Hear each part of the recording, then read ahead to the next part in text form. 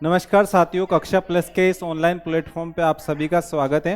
हम जैसे कि पिछली 2 क्लासों से इंडियन पॉलिटी के महत्वपूर्ण जो क्वेश्चंस हैं वो कर रहे थे, जो second grade, first grade, REET, RS, UPSC वगैरह के जो एग्जाम है पटवार वगैरह के, उनके लिए बहुत, इनकी दृष्टि से बहुत ही महत्वपूर्ण वीडियो है, आप देखें। शुरू करते हैं आज की अपनी क्लास को। भारत के मुख्य न्यायाधीश की नियुक्ति कौन करता है? अपना आज का जो क्वेश्चन है पहला ये है, भारत के मुख्य न्यायाधीश की नियुक्ति कौन करता है? सर्वोच्च न्यायालय और उच्च न्यायालय के न्यायाधीश, भारत के प्रधानमंत्री, सर्वोच्च न्यायालय के वरिष्ठ न्यायाधीशों के परामर्श से भारत के राष्ट्रपति, या सर्वोच्च और उच्च न्यायालय के वरिष्ठ न्यायाधीशों के परामर्श से भारत के राष्ट्रपति। इसका सही आंसर कौन सा होगा, बताएं आप। इसका सही आंसर होगा इसका सही आंसर होगा द सर्वोच्च न्यायालय और उच्च न्यायालय के वरिष्ठ न्यायाधीशों के परामर्श से राष्ट्रपति के द्वारा किया जाता है। तो 51 का सही आंसर होगा ऑप्शन द। नेक्स्ट क्वेश्चन की ओर चलते हैं अपन। भारत के उच्चतम न्यायालय के संबंध में इनमें से कौन सा कथन सही नहीं है? कथन कौन सा सही नहीं है, किसके बारे में पूछा है? उच्चतम न्यायालय यानी कि सुप्रीम कोर्ट के बारे में पूछा गया। इसका गठन 1950 में किया गया था, सही है।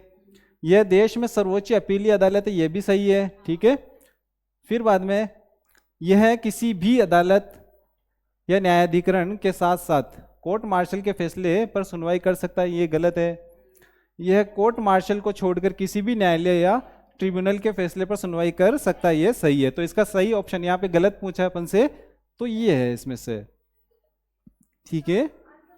इसका आंसर स होगा। यह किसी भी अदालत या न्यायाधिकरण के साथ साथ कोर्ट मार्शल के फैसलों पे सुप्रीम कोर्ट फैसला नहीं करता, उनकी सुनवाई नहीं करता है। कोर्ट मार्शल सेना से संबंधित मामला है, सेना का जो न्यायालय होता है वही इसके ऊपर सुनवाई करता है। देखते हैं आगे। उच्चतम न्यायालय के एक न्यायाधीश की पदच्युति किस अनुच्छेद में समाहित है? यानी कि जो सुप्रीम कोर्ट है उसके न्यायाधीश को अब उसके पद से किस अनुच्छेद के तहत हटाया जा सकता है, उसका वर्णन है अनुच्छेद, जैसे कि ये इसमें उच्चतम न्यायालय से संबंधित अनुच्छेद है ही नहीं, तो ये एकमात्र, तो अनुच्छेद 124(4) इसका सही आंसर होगा। अनुच्छेद 124(4) के तहत न्यायाधीश को अपने पद से हटाया जा सकता है। फिर नेक्स्ट क्वेश्चन है, अनुच्छेद 32 के तहत सर्वोच्च न्यायालय कितने प्रकार की रिट जारी करता है? यहाँ पे उच्चतम न्यायालय के द्वारा जो रिटें जारी की जाती है उनकी संख्या पूछी है, तो वो 5 प्रकार की रिटें जारी की जाती है। बंदी, प्रत्यक्षीकरण, परमादेश, उत्प्रेक्षण वगैरह, जो 5 प्रकार की रिटें हैं वो अनुच्छेद 32 के तहत जारी की जाती है। कौन करता है? सर्वोच्च न्यायालय और उच्च न्यायालय दोनों कर सकते हैं। नेक्स्ट क्वेश्चन, निम्न में से संविधान पीठ की अध्यक्षता कौन करता है? संविधान पीठ का मतलब है कि जो कोर्ट के अंदर, जो सुप्रीम कोर्ट के अंदर जो फैसले सुनाए जाते हैं, ठीक है, उच्चतम न्यायालय के अंदर जो सुनवाई होती है उनके अंदर जो संविधान पीठ गठित होती है उसकी अध्यक्षता किसके द्वारा की जाती है? राष्ट्रपति नहीं करते हैं, लोकसभा अध्यक्ष नहीं करते हैं, उच्च न्यायालय के मुख्य न्यायाधीश नहीं करते हैं, भारत के मुख्य न्यायाधीश जिसको बोलते हैं CJI, chief justice of India, ये संविधान पीठ की अध्यक्षता करते हैं, ठीक है। तो क्वेश्चन नंबर 55 का आंसर होगा स, भारत के मुख्य न्यायाधीश। नेक्स्ट क्वेश्चन देखते हैं आज का। निम्नलिखित में से कौन सा विषय उच्च न्यायालय और उच्चतम न्यायालय दोनों की अधिकारिता में आता है? यानी ऐसा कौन सा विषय जो सुप्रीम कोर्ट और हाई कोर्ट दोनों की अधिकारिता में आता है? केंद्र और राज्यों के बीच के विवाद, राज्यों के परस्पर विवाद, संविधान के उल्लंघन से संरक्षण, या मूल अधिकारों का संरक्षण? मूल अधिकारों का संरक्षण। मूल अधिकारों के उल्लंघन होने पे अपन दोनों ही न्यायालय में जा सकते हैं, तो ऑप्शन सही रहेगा इसका आंसर। नेक्स्ट क्वेश्चन है, भारतीय संविधान मान्यता देता है, किसको मान्यता देता है? केवल धार्मिक अल्पसंख्यकों को नहीं, केवल भाषाई अल्पसंख्यकों को, यह भी गलत है। धार्मिक और भाषाई अल्पसंख्यकों को, यह सही है। धार्मिक, भाषाई और नरजातीय, यहाँ पे नरजातीय शब्द है इसलिए यह भी गलत है। तो सही आंसर होगा अपना स, धार्मिक और भाषाई अल्पसंख्यकों को भारतीय संविधान मान्यता देता है। यानी अल्पसंख्यक भारत में जो होंगे दो ही तरीके से हो सकते हैं, या तो धर्म के आधार पर या भाषा के आधार पर। नेक्स्ट क्वेश्चन, सूची 1 को सूची 2 के साथ सुमेलित कीजिए। नीचे दिए गए कूट का प्रयोग कर सही उत्तर चुनना है। अपन को इनको मैच करना है। सबसे पहले तो सूची 1 और सूची 2 है। अनुच्छेद 14, अनुच्छेद 14 किस में आता है देखें अपन। राज्य किसी नागरिकों के विरुद्ध केवल धर्म मूलवंशीय नहीं है, ये अनुच्छेद 15 से संबंधित है। राज्य भारत के राज्य क्षेत्र में किसी व्यक्ति को विधि के समक्ष समानता या विधियों के समान संरक्षण से वंचित नहीं करेगा, ये सही है, अनुच्छेद 14 में आता है। इसका आगे का जो पार्ट है नेक्स्ट स्लाइड में देखते हैं। अनुच्छेद 16, अनुच्छेद 16 में है राज्य के अधीन किसी पद पर नियोजन या नियुक्ति से संबंधित है, इससे मैच होगा। और अनुच्छेद 17 अस्पृश्यता का अंत से है, अनुच्छेद 17। तो इसका आंसर होगा अपना, सबसे पहले इधर से देख लेते हैं, द में 3 यानी डी में 3 कहाँ कहाँ आ रहा है, एक यहाँ आ रहा है, एक यहाँ आ रहा है, देखते हैं। फिर है स में 4, स में सी में 4 कौन कौन से में आ रहा है, इसमें आ रहा है, और ये यहाँ पे नहीं है तो ये गलत हो गया, तो इसका आंसर होगा स। ठीक है, नेक्स्ट क्वेश्चन की तरफ चलते हैं अपन। सूची 1, इसमें है रीटे हैं और इसमें है उनका शाब्दिक अर्थ। अपन को इनको मैच करना है। सबसे पहले अपन देखते हैं परमादेश, बंदी प्रत्यक्षीकरण, अधिकार परीक्षा और उत्प्रेक्षण। और इधर है किस आज्ञा पत्र या अधिकार से हमारा आदेश है प्रमाणित करने को या सशरीर प्रस्तुत करना। सबसे पहले बंदी प्रत्यक्षीकरण का मतलब होता है जिसको बंदी बना के रखा गया उसको शरीर सहित प्रस्तुत करना, तो ये इससे होगा। देखते हैं अपन, एक में से पकड़ में आता है क्या, बी में 4 है क्या कहीं पे, इन 2 में है, अभी इनको टिक करके रखते हैं। फिर देखते हैं परमादेश, परमादेश का मतलब होता है हमारा आदेश। ए में 2 है क्या, ए में 2, ए में 2 इसमें है, तो ये गलत हो गया।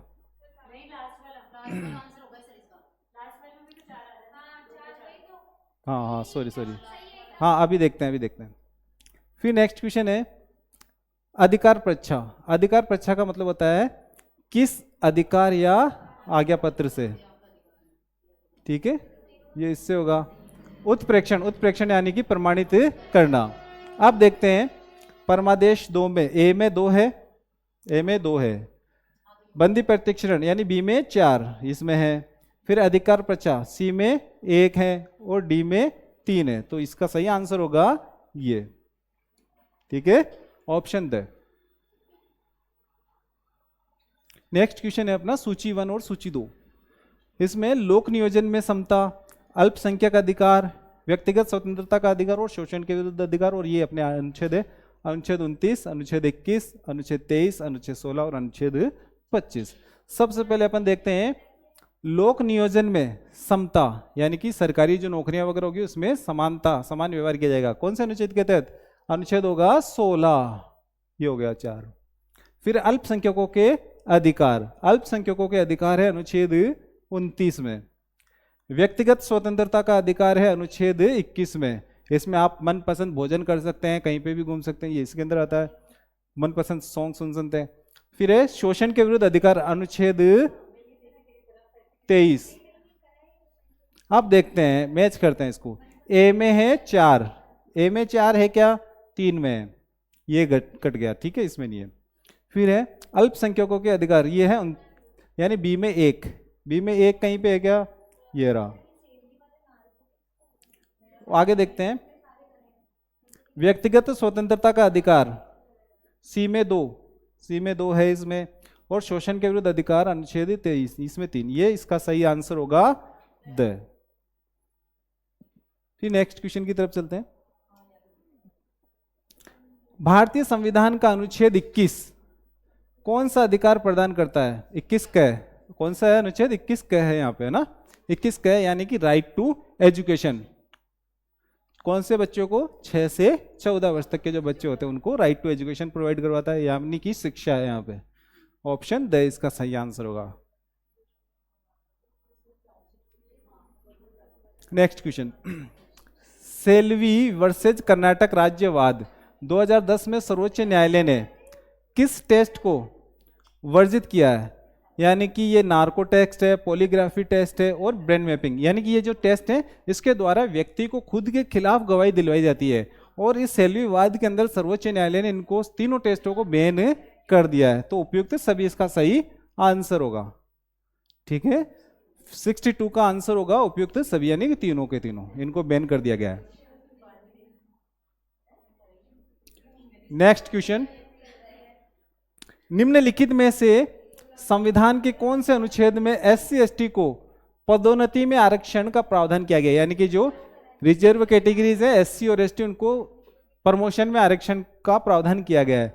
अनुच्छेद 16(5), अनुच्छेद 16(4)A, अनुच्छेद 16(2), अनुच्छेद 15(4). तो ये तीनों जो ऑप्शन है ये SC/ST से संबंधित, लेकिन इसमें पदोन्नति में आरक्षण पूछा है, तो इसमें होगा 16(4)A। सही आंसर होगा ब। ठीक है, 63 में सही आंसर होगा ब। नेक्स्ट क्वेश्चन, मनपसंद भोजन करने का अधिकार किस अनुच्छेद के अंतर्गत आता है, यानी कि यहाँ पे मनपसंद भोजन करने का मतलब है कि व्यक्तिगत स्वतंत्रता, और व्यक्तिगत स्वतंत्रता अनुच्छेद 21 के अंतर्गत आती है। अनुच्छेद 21, यानी कि ऑप्शन द सही होगा इसका आंसर।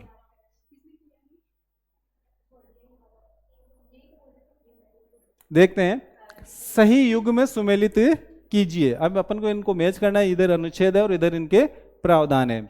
अनुच्छेद 38, 40, 41 और 44। सबसे पहले 40 इजी सा है, उससे पकड़ते हैं अपन। अनुच्छेद 40 में क्या है, ग्राम पंचायतों का गठन किया गया है, यानी कि बी को दूसरे को डी से मिला दिया। फिर अनुच्छेद 44 में क्या, सामान्य नागरिक संहिता है, यानी 44 को मैच करना है ए से। अब बताते हैं, इससे पकड़ने की कोशिश करते हैं। इसमें आता है कि अपना क्वेश्चन 2 में, सबसे पहले 2 में है डी, दूसरे में यानी बी में डी है क्या, ये दो में आ रहा है, तो ये तो कट गए अपने। फिर है अपने पास इसमें 4 में ए, 4 में ए आ रहा है क्या, ये रहा, तो ये इसका अपना सही आंसर लगभग आ गया। फिर भी अपन इसको देख लेते हैं। ए में सी है, यानी कि अनुच्छेद 38 में है लोगों के कल्याण को बढ़ावा देना है। और बच गया अपना कौन सा, अनुच्छेद 41। अनुच्छेद 41 में काम का अधिकार, तो इसका सही ऑप्शन होगा ऑप्शन से। नेक्स्ट क्वेश्चन है अपना, भारतीय संविधान के अंतर्गत धन का केंद्रीकरण किसका उल्लंघन है, यानी कि जो यहाँ पे जो पैसे इकट्ठे किए जाते हैं, लोग ब्लैक मनी इकट्ठी करके रखे जाते हैं, किसका उल्लंघन है, ये उल्लंघन है समता का अधिकार नहीं है, राज्य की नीति निर्देशक सिद्धांत, स्वतंत्रता का अधिकार भी नहीं है, कल्याण की अवधारणा भी नहीं है। ये राज्य की नीति निर्देशक सिद्धांत जो है उनका उल्लंघन है। ऑप्शन ब सही है इसका आंसर। ठीक है, नेक्स्ट क्वेश्चन देखते हैं। भारतीय संविधान में राज्य की नीति निर्देशक सिद्धांतों की प्रकृति है, यानी कि इसमें सरकार को काम करने के आदेश देती है ये, तो ये है ना सकारात्मक है। नकारात्मक क्या होता है, रोकती है सरकार काम करने से, तो ये कैसी है, सकारात्मक है। नीति निर्देशक तत्व जो सिद्धांत है वो सकारात्मक प्रकृति के हैं, तो इसका आंसर होगा 67 का होगा ब।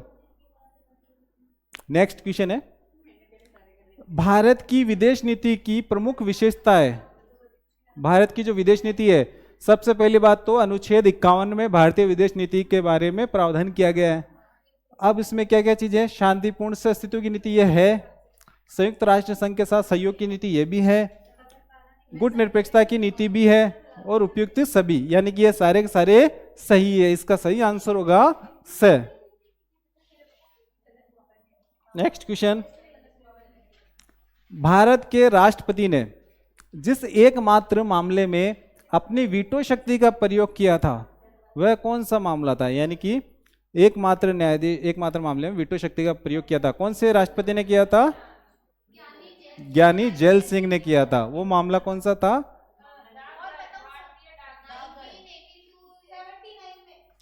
भारतीय डाकघर संशोधन विधेयक पे किया था। किस पे किया था, 69 का आंसर क्या होगा बताएं भाई, से होगा, भारतीय डाकघर संशोधन विधेयक इसका सही आंसर होगा। नेक्स्ट क्वेश्चन देखते हैं।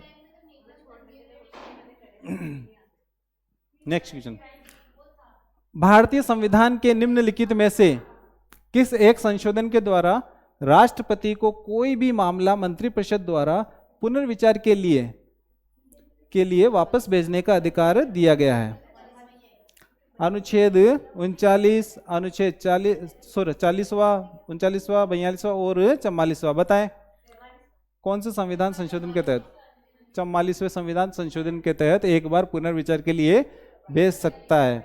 ये गलत होगा और ये सही होगा।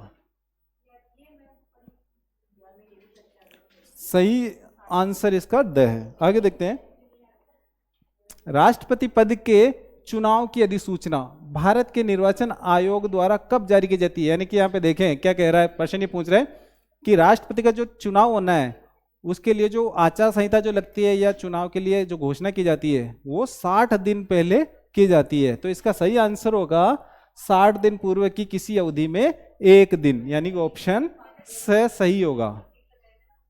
ठीक है, नेक्स्ट क्वेश्चन। राष्ट्रपति के निर्वाचक मंडल में शामिल हैं, यानी जो राष्ट्रपति को चुनने वाले जो लोग हैं उनमें कौन कौन शामिल है? लोकसभा के सदस्य होते हैं, राज्यसभा के सदस्य होते हैं, संसद के सदस्य और उपराष्ट्रपति। उपराष्ट्रपति नहीं होता है। संसद के दोनों सदनों के चुने हुए सदस्य एवं राज्य विधानसभा के चुने हुए सदस्य, ये बिल्कुल करेक्ट ऑप्शन है। तो इसका सही आंसर है द होगा, 72 का आंसर द। इसमें विधान परिषद के सदस्य नहीं भाग लेते हैं, ठीक है, ये ध्यान रखना।